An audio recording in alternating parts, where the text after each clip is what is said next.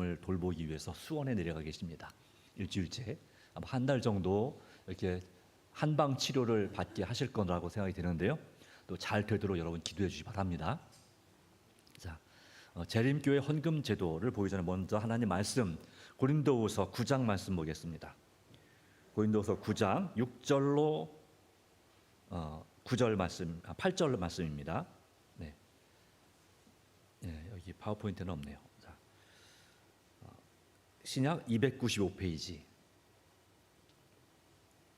신약 295페이지 고린도후서 9장 6절부터 8절까지 말씀입니다.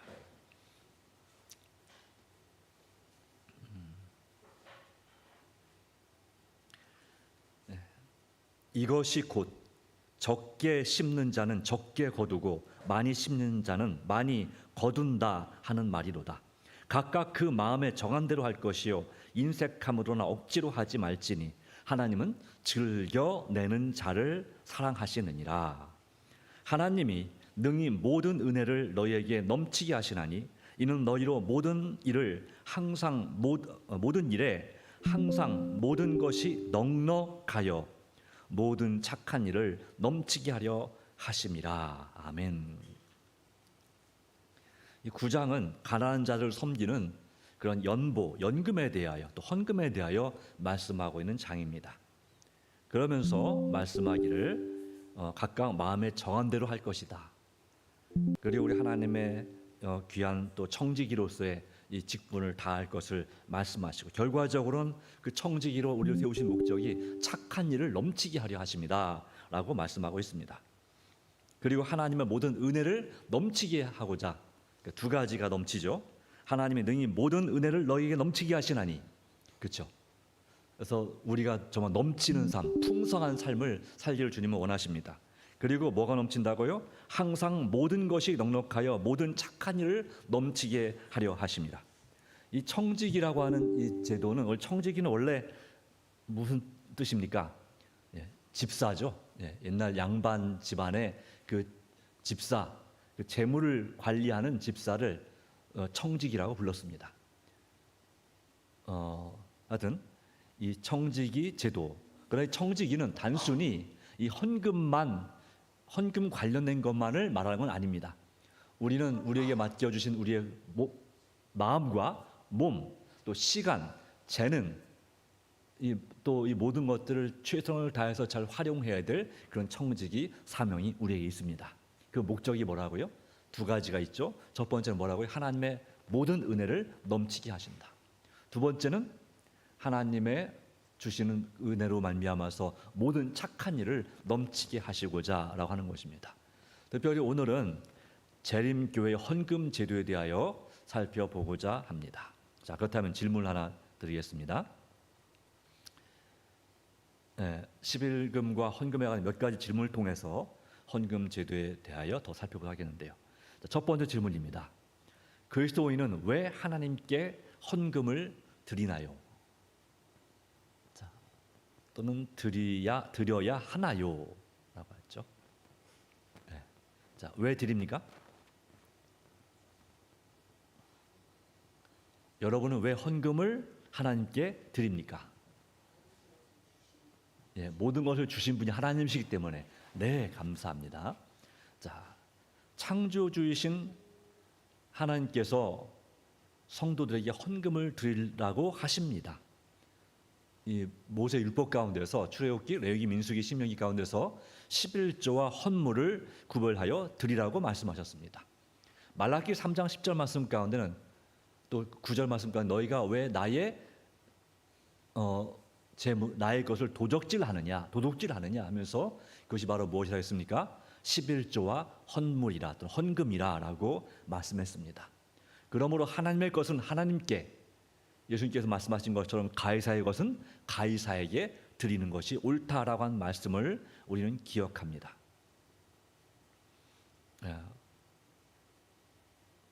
자, 왜 하나님은 우리에게 11금과 헌금을 드리라고 요구하시고 또 목회자는 그렇게 헌금 생활을 하도록 성도들에게 교육을 시켜야 할까요? 라고 하는 것입니다. 그 목적은 누굴 위한 것일까요? 하나님을 위한 것일까요? 우리를 위한 것일까요? 아니면 둘 다 위한 것일까요? 네, 근본적으로는 우리 자신을 위해서라고 하는 것입니다. 사람에게 사랑을 적극적으로 표현하신 하나님의 모습을 우리는 볼 수가 있습니다. 이 세상에 하나님의 선물, 그래서 피조물 우리에게 창조를 통해서 우리에게 정말 하나님께 우리를 얼마나 사랑하셨는지 모든 걸 준비하시고 우리 인류가 이 땅에 창조되도록 하셨습니다. 그리고 일반 계시인 천계를 통해서 우리에게 하나님의 사랑을 피어난 꽃봉오리마다 또 풀잎마다 우리에게 보여주셨고, 그리고 특별 계시인 성경을 통해서도 우리에게 말씀하셨습니다. 하나님께서는 끊임없이 우리의 삶 속에 간섭하시고 인도하시면서 우리 인류에 대한 하나님의 사랑을, 당신의 사랑을 표현하고 계십니다. 그런데 이런 사랑을 표현하는데 이것은 바로 뭘까요? 사랑을 표현해야 사랑의 관계가 유지될 수 있기 때문이라고 하는 것이죠. 네. 우리가 하나님을 사랑할 때 그것은 어떻게 나타납니까? 부부관계, 또 부모와 자식 간에, 형제 간에, 친구 간에 사랑의 표현을 통해서 관계를 유지해 나갑니다. 아무것도 표현되지 않는 사랑은 그 관계가 형성될 수가 있을까요? 없지요. 네. 바로 그 관계에 있어서 하나님께서는 이스라엘 민족과 동행하기 위해서 하나님께서 뭘 만들게 하셨습니까? 네. 성소를 만들게 하셨습니다. 출애굽기 25장 8절에 내가 그들 중에 거할 성소를 그들이 지켜 지으라고 말씀하셨습니다. 이것이 바로 구약의 이스라엘 진영 한가운데 있는 이 구약의 성막의 모습을 표현한 그림입니다. 뜰이 있고요. 먼저 뜰로 들어간 문이 있고요. 입구는 다른 일반 세상의 신전은 대부분 입구가 서쪽인데 이 하나님을 섬기는 성전은 입구가 동쪽입니다. 그리고 태양을 등지게 되어 있습니다. 다른 종교는 태양을 바라보면서 제사드리게 되어 있는데요. 뜰이 있고요. 뜰에 이제 번제단이 있고, 그리고 안에 첫 번째 칸이 있고 둘째 칸이 있죠. 첫째 칸을 성소라 부르고 둘째 칸을 지성소라고 부릅니다. 그리고 지성소 위에 이 그림과 똑같을지는 모르겠으나 하나님의 영광의 광채가 빛나는 그 빛이 비치는 그런 영광을 이 성소의 모습을 통해서 보는 것이죠. 낮에는 구름 기둥으로, 밤에는 밝은 그런 빛으로 이 진영을 빛내고, 그리고 그 온도를 일정하게 유지하시는, 그렇게 해서 성도들을, 제자들, 또 이스라엘 백성들을 돌보시는 하나님의 그 사랑을 우리는 볼 수가 있습니다. 하나님께서 우리와 만나고 사랑을 표현하는 관계를 맺기 위해서 바로 눈에 나타나는 그런 관계를 위해서 성소를 짓게 하신 것이고, 오늘날 우리에게는 교회를 짓게 하신 것입니다. 그리고 그 사랑을 표현하는 제도로서 이 성소를 운영하고 성전을 운영하기 위해서, 또 제사장들을 위해서 또 뭘 하셨습니까? 또 뿐만 아니라 가난한 사람들을 위해서도 있겠죠. 하나님에 대한 사랑을 표현하는 제도로서 헌금 제도를 두셨습니다. 하나님은 성소를 직접 만들 수 있으셨습니다. 그러나 그렇게 하지 않고 누구의 손에 맡겼습니까? 이스라엘 백성들의 손에 맡겼습니다. 그들이 만들 수 있는 수준의 설계도를 보여주시고, 또 그들에게 하나님께서 미리 그 성전을 지을 수 있도록 풍성한 재물을 애굽에서 얻게 하셨습니다. 그래서 하나님은 이스라엘 민족들이 직접 헌금을 들여서, 또 헌물을 들여서 성소를 만들라고 명령하셨죠. 그리고 이스라엘 민족은 이 성소를 만드는 과정을 통해서 하나님에 대한 사랑과 헌신을 표현한 것입니다. 헌금을 들여서, 또는 헌물을 들여서 그렇게, 그리고 어떤 분들은 직접 시간을 내서도 자기 재능을 활용해서 성전을 짓는 것 일에 봉사, 헌신하였습니다. 성소를 아름답게 꾸미는데 헌신하였습니다. 우리는 이렇게 하시는 분들에 대하여서 정말 고맙게 생각하고, 또 그것이 하나님께 영광이 되도록, 사람에게 영광이 아니라 하나님께 영광이 되도록 우리는 그 모든 것을 지도하고 격려할 필요가 있습니다. 자원에서 자신의 소유물을 하나님께 드리는 이 과정을 통해서 이스라엘 백성들은 하나님께 대한 사랑을 표현한 것입니다. 그들이 하나님께로부터 어떠했기 때문에요? 하나님께로부터 먼저 사랑을 받았기 때문에. 하나님께로부터 먼저 무엇을 받았습니까? 또한 출애굽, 애굽 노예 생활로부터 뭘 받았습니까? 구원을 받았습니다. 또한 그 전에 이 땅에 그들이 피조물로서 창조를 받았습니다. 창조되었습니다. 또 우리에게 재물 얻을 능력을 주셨습니다. 신명기 8장 18절 우리에게 재물 얻을 능력을 주셨다. 그러면 내가 벌었다라고 자랑하지 말 것이다 라고 말씀했습니다. 다시 말하면 우리 가진 모든 것들, 우리 자신 포함해서 우리 모든 전 존재는 누가 주신 것입니까?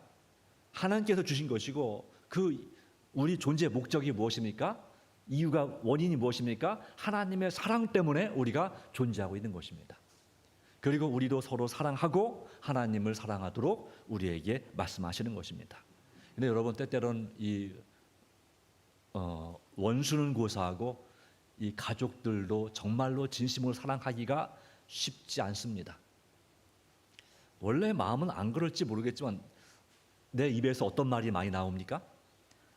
그 상대방이 듣기를 원하는 말이 아니라 내가 하고 싶은 말을 합니다. 그렇게 되면 어떤 일이 벌어질까요? 종종 내 가족이, 내가 사랑하는 사람들이 나의 그 생각 없이 말함을 통해서 큰 상처를 받습니다. 참 이렇게 말하고 나서 후회하는지 모르겠어요. 하나님 무슨 말 할까요? 좀 여쭤봤으면 그런 실수를 안 할 텐데, 내가 볼 땐 이렇다라고 한 것이 그건 내 생각이고, 다른 가족들은 또 다르게 생각할 수 있는 것이고, 우리 자녀들도 마찬가지죠. 부모의 생각은 이렇지만 자녀의 생각은 저럴 수 있는 거죠. 네. 그런 면에 있어서 우리는 참 많은 실수를 하지만 우리는 또한 하나님 앞에 우리의 부족함을 인정하고 진심으로 하나님 앞에 굴복하는 삶이 되어야 되지 않을까 다시 한번 생각합니다. 네. 자, 성소를 만들기 위한 헌금을 드릴 재물을 주신 하나님이시죠. 재물 얻을 능력과 지혜를 주셨습니다. 그리고 또한 이 이스라엘 민족이 드린 헌금은 바로 결과적으로는 그들을 위해서 사용됐습니다. 성전을 지었지만 그 성전은 다시 봉사는 그들에게 하나님의 은혜가 주어지기 때문에, 용서가 주어지기 때문에 사실은 그들의 유익을 위해서 사용한 셈이 되었다라고 하는 것이고, 또 하나님 앞에 감사를 표현하기 위한 방법이 바로 뭐였습니까? 헌금이었습니다. 오늘날에도 하나님께 대한 사랑을 표현한 현대의 방법이 바로 헌금이라고 한 제도라고 하는 것입니다. 출애굽기 25장 1절 2절 말씀 가운데 보면 이렇게 말씀합니다. 여호와께서 모세에게 말씀하여 이르시되 이스라엘 자손에게 명령하여 내게 예물을 가져오라 하고, 그 다음에 뭐라고 했습니까? 기쁜 마음으로, 다시 말하면 이 말은 마음에서 우러나와 내는 자가 내게 바치는 모든 것을 받을지니라. 하나님은 기쁜 마음으로 드리지 않는 것을 받기를 별로 좋아하지 않습니다. 즐겨내는 자, 그렇죠. 억지로 하지 말고 하나님은 즐겨내는 자를 사랑하시느니라. 고린도후서 9장 7절의 말씀처럼 기쁜 마음으로, 마음에서 우러나서 내는 자가 내게 바치는 모든 것을 너희는 받을지니라. 그래서 이스라엘 백성들이 이제 그 헌금들을, 이 성전 건축을 위한 헌금 또 헌물들을 내기 시작했습니다. 만들어내기 시작했습니다. 얼만큼 드렸을까요? 물론 이 이스라엘 백성들이 하나님 앞에 반역도 참 많이 했지만 이 성전 건축을 위해서 그들은 정말 진짜 헌신적이었습니다. 나중에 이 성전을 건축하는 그 사람들이 와서 모세에게 말하기를 뭐라고 말했습니까? 백성들이 이 헌금을 너무 많이 가져옵니다. 이제 성전 건축을 위한 재료로서 충분하니 이제 그만 좀 가져오게 했으면 좋겠습니다. 할 만큼 그들이 풍성하게 드렸습니다. 왜 그랬을까요? 네, 하나님께서 그들 중에 함께 계시겠다는 그 약속의 말씀을 너무너무나 감사했고, 물론 그들 중에는 물론 이제 안 그런 사람도 있었겠지만 대부분 그들이 정말 하나님의 은혜에 감사함으로, 구원에 감사함으로 바로 그들의 가진 재물을 아까워하지 않고 하나님 앞에 드리는 것을 기뻐했고, 하나님께서 또한 능히 복을 주실 것을 그들은 믿었던 것입니다. 그래서 그들은 자원하는 헌금을 정말 기쁜 마음으로 드렸습니다. 또 한 예가 있습니다. 민수기 31장에 가면요,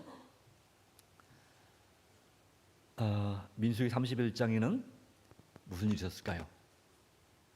이 헤스봇 왕 시온과 그리고 바산왕 옥을 이제 치는 일도 있었고, 그다음에 뭐가 있었냐면 그다음에 모압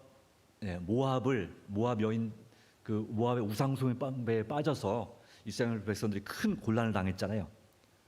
그런데 그때 12,000명의 선발된 뽑힌 이스라엘 군대가 모압을 쳐들어가서 모압을 전멸시켰습니다. 모압에 물론 피한 사람들 빼고는 대부분. 자, 그러는데 그 다음에 군대 지휘관들이 모세에게 나와서 말하기를 뭐라고 합니까? 당신의 종들이 이끈 군인을 계수한즉 우리 중 한 사람도 충나지 아니할기로. 다시 말하면 몇 명이 갔다고요? 군대가 12,000명의 군대가 갔는데 12,000명 중에 단 한 명도 전사하지 않았어요. 죽지 않았어요. 놀라운 일이죠. 네.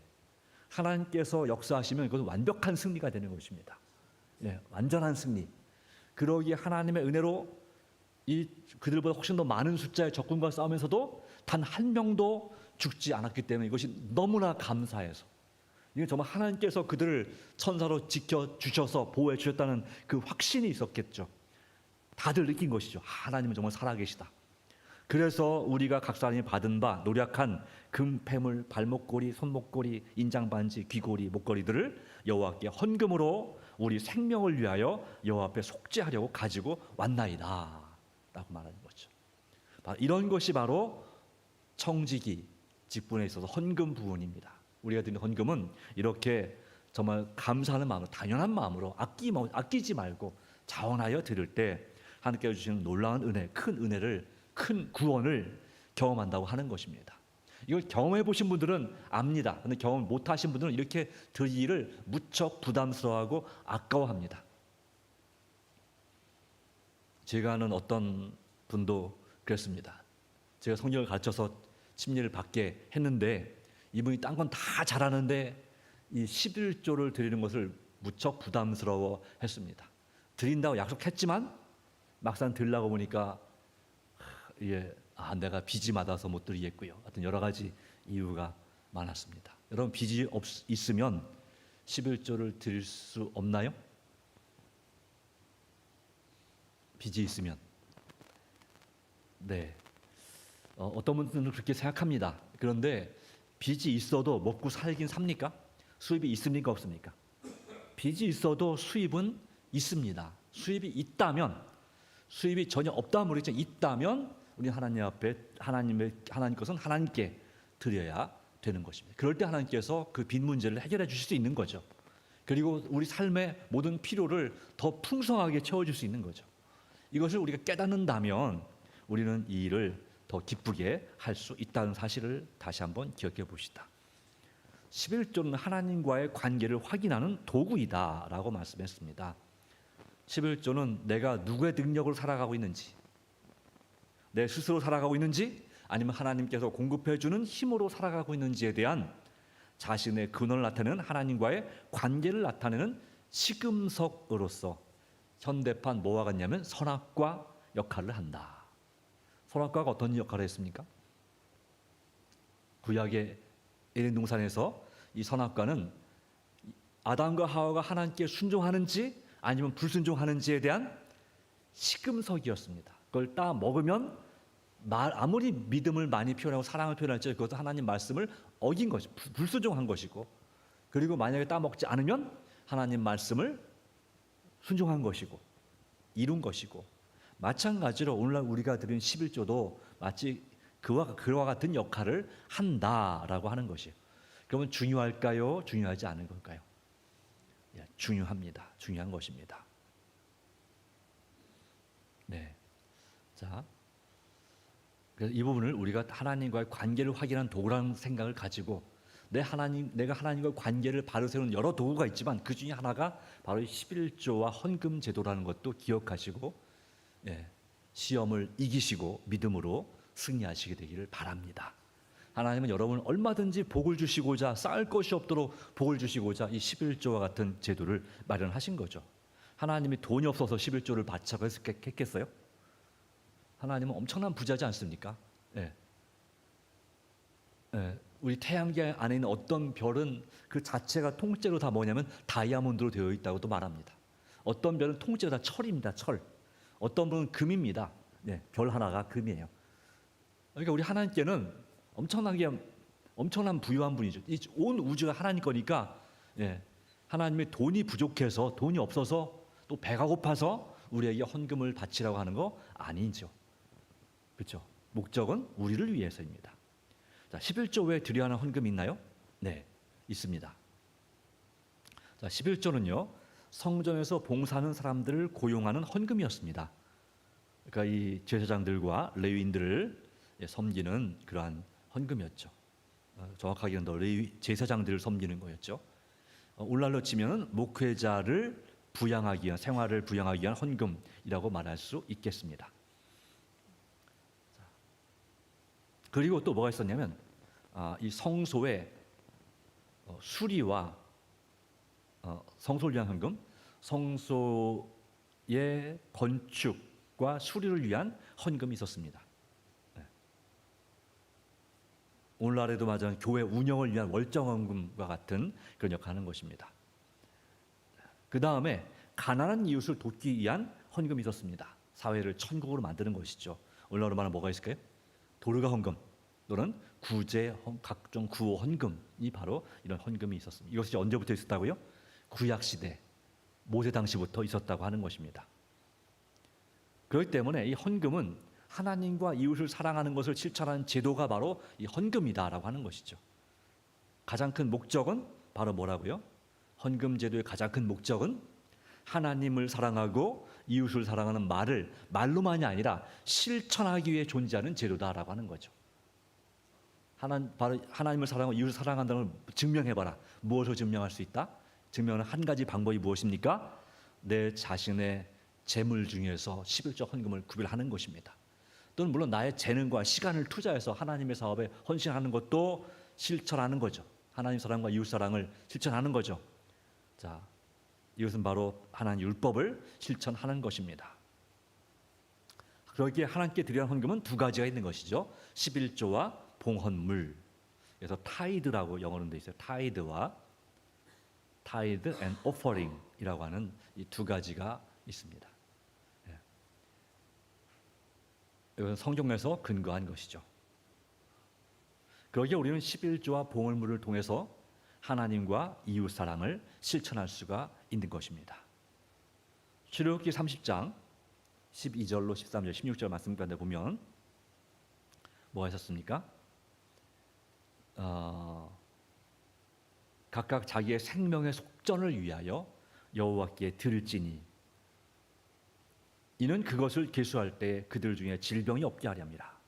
그래서 이제 태어난 그 특별히 첫째 아들은 생명의 속전을 바치게 되었습니다. 반세기를 내게 됐습니다. 그것을 바로 속전을 제가 회막 봉사에 쓰라. 그래서 그 태어난 첫째 아이들을 위한 그 반세기를 그 헌금을 이제 성전 봉사, 회막 봉사에 쓰였다는 사실을 보여주고 있습니다. 이와 같은 헌금 제도가 있었다. 오늘날도 마찬가지. 자, 그렇다면 오늘 질문 세 번째, 수입의 얼마를 11조와 봉헌물로 드려야 할까? 11조 헌금으로 드려야 할까요? 여기까지만 해야 될 것 같습니다. 수입의 얼마를 드려야 될까요? 자, 교역자를 위한 헌금을 10분의 1로 정하신 이유. 자, 저기 그림은 이스라엘 진영의 모습이 잘 보이지는 않지만 한가운데 이 성막이 있고 그리고 동서남북으로 이스라엘의 12지파가 3지파씩 나눠져 있는 모습입니다. 20세 이상 이스라엘 민족을 남자를 계수해 보니까 60만 3,550명이었습니다. 조금 잘못됐습니다. 3,550명.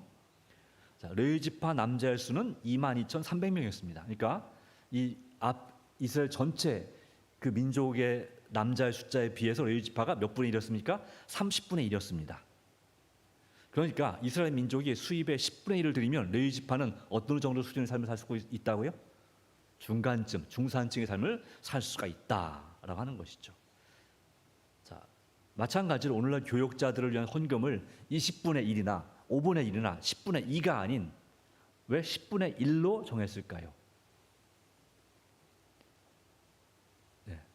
뭐 이유가 있겠죠. 너무 부유하지도 않고 너무 가난하여서 극빈자의 삶을 사는 것이 아니라 어느 정도 중간 정도의 삶을, 중산층의 삶을 살도록 그렇게 설계됐다고 볼 수 있습니다.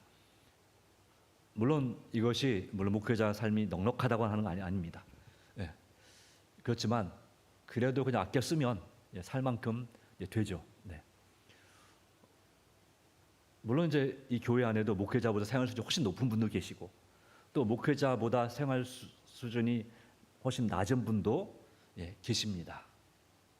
중요한 것은 그 현재 이 11조로 사용하는 목회자들이 거기에 만족할 수 있겠느냐, 만족할 수 있느냐가 중요하겠죠. 대부분은 그냥 이 정도에 그냥 감사하고 삽니다. 일부는 안 그런 분도 있지만 그래서 사모님들이 어쩌서 일을 해야 되는 경우도 갑작스런 여러 가지 빚을 지르게 된 상황이 생길 때 있긴 있습니다만은 그래서 월말 보고에 보면 이제 사모가 직업을 갖고 있느냐 없느냐를 꼭 체크를 하게 되어 있어요. 근데 사모가 수입을 생각하면 사모가 직업을 갖고 있는 게 더 큰 도움이 되겠죠.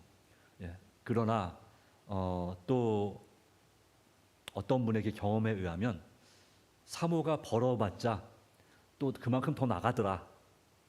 그리고 이 자녀들은 목회자의 그 자녀들은 더 충분한 돌봄을 받지 못해서 신앙적으로 여러 가지 많은 또 사회적으로 여러 가지 많은 어려움을 발생하는 것을 보게 되었어요.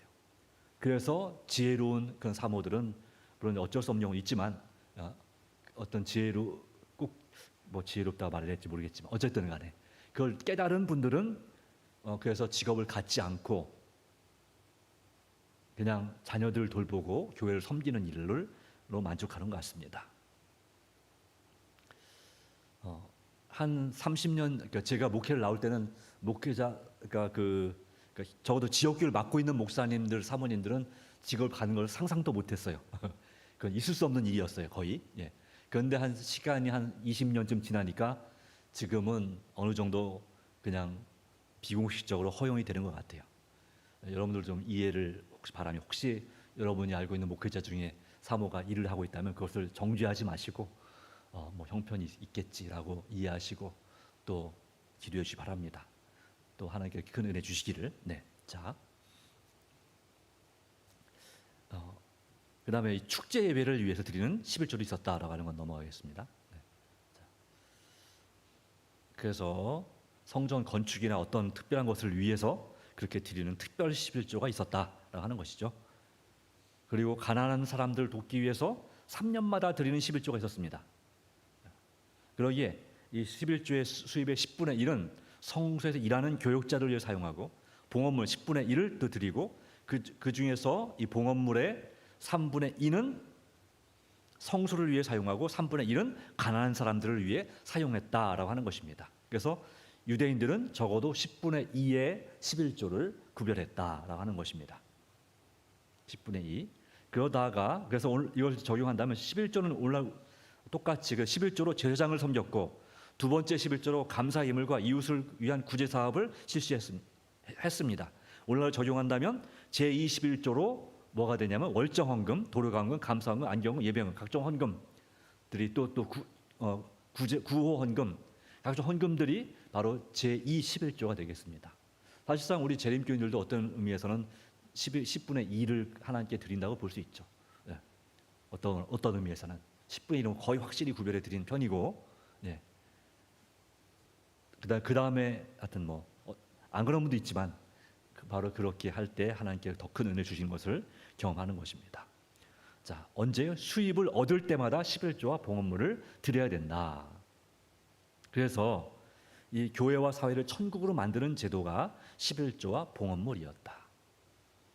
이런 비유에 따라서 헌금을 드리는 이유는 바로 하나님의 교회와 이 세상을 정말 더 아름다운 세상을 만들기 위한, 그리고 하나님을 사랑하고 이웃을 사랑하기 위한 그런 바로 그것을 실천하는 제도였다는 사실을 우리에게 보여주고 있습니다. 그러기에 신명기 14장 22절 23절 말씀은 너는 마땅히 매년 토지소산의 11조를 드릴 것이며 내 하나님 여호와 앞 곧 여호와께서 그 이름을 두시려고 택하신 곳에서 내 곡식과 포도주와 기름의 11조를 먹으며 내 또 소와 양의 처음 난 것을 먹고 내 하나님 여호와 경외하기를 항상 배울 것이니라 라고 말씀했고요. 그 다음에 뭐를 말씀했냐면 매 3년 끝에 그의 소산의 10분의 1을 다 내어 성읍에 저축하여 너희 중 분깃이나 기업이 없는 레위인과 너희 성중에 거리한 손님 객이죠. 손님들과 나그네들과 고아와 과부들이 와서 먹어 배부르게 하라. 그래서 10분의 2의 11조, 그러니까 10분의 1의 11조, 그 다음에 제 21조인 또 다른 10분의 1, 성전을 운영을 위해서 그리고 여러 가지 또 평상시 어려운 이웃들 돕기 위해서 드려진 헌금 외에 유대인들은 세 번째 11조, 10분의 3, 그러니까 10분의 1이죠. 그래서 사실상 다 합치면 10분의 3을 드렸다라고 하는 것입니다. 매 3년 끝에 3년에 한 번씩 그들이 11조를 3년을 마칠 때마다 한 번씩 4년째 되는 해에 이제 11조를 드렸죠. 3년이 마칠 때 11조를 드렸죠. 네. 그렇게 해서 더 많은 사람들이 풍성한 혜택을 볼 수 있도록 그렇게 그들이 함께했다. 자, 이렇게 해서 이스라엘 백성들이 손해를 보았을까요? 어떻게 생각하십니까? 수입의 10분의 1을 드려도 행복하게 살았던 이스라엘 백성들을 우리는 볼 수 있습니다. 네. 하나님께서는 절대로 공짜가 없습니다. 하나님 앞에 헌신할 때 처음에 읽었던 이 고린도후서 9장 8절의 말씀처럼 하나님은 능히 모든 은혜를 너희에게 넘치게 하시나니 이는 너희로 모든 일에 항상 모든 것이 넉넉하여. 예. 약속입니까? 예, 이 말씀은 하나님의 약속입니다. 모든 착한 일을 넘치게 하려 하심이라. 우리에게 재물을 주신 이유 중에 하나는 우리가 받은 그 재물을 가지고 또 용돈을 가지고 누군가에게 착한 일을 하는 삶을 살기를 원하시기 때문이라는 사실을 말씀하고 있습니다. 그렇게 해서 우리는 뭐가 됩니까? 하나님의 축복의 통로가 되는 것입니다. 우리가 이 물을 가둬두면 그 물은 어떻게 됩니까? 아무리 좋은 약수를 할지라도, 아무리 좋은 보약이라 할지라도 이렇게 그냥 가둬놓으면 어떻게 될까요? 썩습니다. 벌레가 나고 못 먹을 물이 됩니다. 예, 먹으면 죽을 수도 있는 그런 물이 될 수도 있죠. 예. 그런데 이것을 흘러내보내면 어떻게 됩니까? 흘러내보내면 냄새도 안 날 뿐만 아니라 물이 점점 더 맑아지고 그리고 더 풍성해지는 것이죠. 더 많은 물고기가 살 수 있고 더 많은 식물이 자랄 수 있고 그래서 다시 더 많은 생물들이 살 수 있고 그것을 통해서 물고기뿐만 아니라 그 주변에는 새나 또 각종 짐승들이 혜택을 볼 수가 있고 또 사람도 마찬가지고 하나님 더 큰 은혜와 축복을 경험하게 되는 것처럼 오늘 하나님께서 여러분들에게 재물 얻을 능력을 주셨습니다. 여러분 만물의 모든 것에 공급하시는 분은 누구십니까? 여러분의 직장의 사장님이 아니고 누구라고요? 하나님이세요. 만약에 그 직장에서 내가 해고가 되면 하나님은 어떤 통로를 열어주실까요? 그 한쪽 통로가 막히면 하나님은 다른 쪽 통로를 열어주십니다. 하나님께 맡길 때 그걸 믿음으로 도전하십시오. 하나님 앞에 11조를 구별해드리고 또 12조를 구별해드릴 때 내가 손해를 볼 것인가? 내가 어떤 불이익을 당할 것인가? 그런데 여러분 11조를 드리기 전과 후를 생각해 보시면 그렇습니다. 11조를 드리기 전에는 11조만큼 또는 그 이상이 손에서 잡고 있지만 쥐고 안 눌러가지만 그 이상이 빠져나가는 것을 알게 됩니다. 그런데 11조를 드리게 되면 그 이상이 더 보존되는 것을 그리고 꼭 재물이 막 2배로 10배로 늘어나기보다는 건강의 문제가 하나님께서 은혜 주시고 또 여러 가지 자녀들이나 모든 것이 더 잘 되게 은혜 주신 하나님을 첫째로 섬길 때 하나님께서 우리의 모든 것을 책임지시고 돌보시는 것을 더 많이 경험하게 됩니다. 물론 예수님을 믿는 사람들은 환난과 핍박과 질병도 걸리고 재난도 당하고 어려운 일이 있지요. 그러나 그 가운데서 우리가 흔들리지 않고 절망에 빠지지 않고 다시 일어서 힘을 얻게 되는 이유가 무엇입니까? 바로 하나님의 은혜입니다. 내가 하나님의 뜻대로 살아가기로 결심할 때 하나님은 주님의 뜻을 이루시고 우리에게 있는 것을 아낌없이 드릴 때 주님은 역시 우리에게 아낌없이 주시는 것입니다. 아니 이미 아낌없이 주셨습니다. 바로 자신의 생명을 우리에게 아낌없이 내어주셨기 때문에 오늘 우리가 이 자리에 있고 우리가 구원받고 우리가 주시는 행복을 누릴 수 있는 거 아니겠습니까? 또 앞으로도 주님은 그분이 가진 것을 아낌없이 주시고자 이와 같은 11조 헌물, 바로 청지기 직분을 우리에게 주신 것입니다. 아낌없이 주시고 싶어서, 더 많이 주시고 싶어서, 자식을 정말 사랑하는 그런 부모님처럼 생명까지도 주고 싶으신 여러분이잖아요. 여러분 자녀에 대해서 한번 질문해 본 적이 있죠? 여러분 남편을 위해 생명을 버릴 수 있습니까? 글쎄요, 생각해 보고요 말씀하세요. 그런데 자녀를 위해 생명 버릴 수 있습니까? 필요하다면 내줄 수 있습니까? 자녀를 위해서 가능하죠. 자녀는 곤란하다고요? 그러면 손자 손녀를 위해서 어떻습니까? 가능할까요? 이건 가능하냐고 물을 이유가 없습니다. 당연한 것이죠, 그렇죠? 남편이나 아내를 위해서 또 형제를 위해서 내 신장 콩팥 하나 떼주기는 솔직히 쉽지 않습니다. 그런데 그런 분이 있더라고요. 제가 전에 있던 교회에 자기 아내를 위해서 자기 콩팥 하나를 떼어줬어요. 참 좋은, 교회는 안 나오지만 참 좋은 남편입니다. 그 얼마나 평생 고마워하겠습니까? 물론 그렇다고 해서 부부싸움 안 하는 건 아니지만 그래도 자 그렇습니다. 그런데 정말 그렇게 하나님 주신 크신 사랑을 우리가 받는 것이죠. 그렇게 우리는 그렇게 정말 행복하게 살던 이스라엘처럼 우리도 물론 이들이 이제 하나님께 충성하는 동안은 행복한 삶을 살았습니다. 그러나 불순종하게 될 때 그들은 결과적으로 아주 불행해졌죠. 하나님이 그들을 벌 주서가 아니라 그들이 하나님의 보호하심을 벗어났기 때문에 사단이 그들을 아주 불행하게 만들었던 것입니다. 오늘 우리는 어떤 삶을 살기를 원하십니까? 다시 한번 우리 자신을 돌아보고 비록 많이 부족한 우리 자신을 진심으로 회개하고 또 하나님의 앞에 수입의 11조를 제대로 구별해 드리지 못했다면 이제는 내가 정말 마음을 다해서 하나님 앞에 구별해 드리기로, 철저하게 구별해 드리기로 다시 한번 결심합시다. 하나님께 여러분에게 충분히 넉넉하게 11조 드린 것 그 이상으로 넉넉하게 채워주심을, 그 약속의 말씀을 믿고 도전해 보시고 한번 시험해 보시기 바랍니다.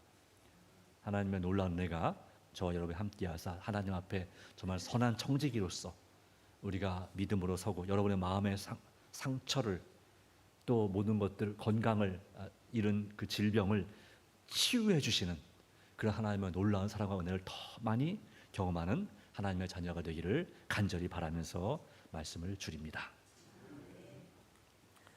감사합니다. 마치는 참이 84장입니다. 내게 있는 모든 것을, 우리가 이것을 그냥 피아노 반주로만 헌금 드릴 때 드리는 거죠.